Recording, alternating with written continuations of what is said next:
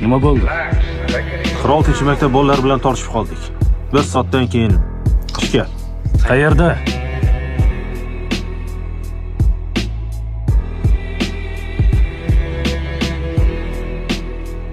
Samad. Aza. Maktabing oldida ja o'zingga ishonganding. Endi ishonchsiz ko'rinyapmanmi? Quloq sol. Maktabga kelganingdayoq sen landor ekaningni tushunib yetgandim. Birodar, seni tushunib turibman, lekin men sendek gapga usta emasman. Men birdan mushtlashib ketishga o'rganganman.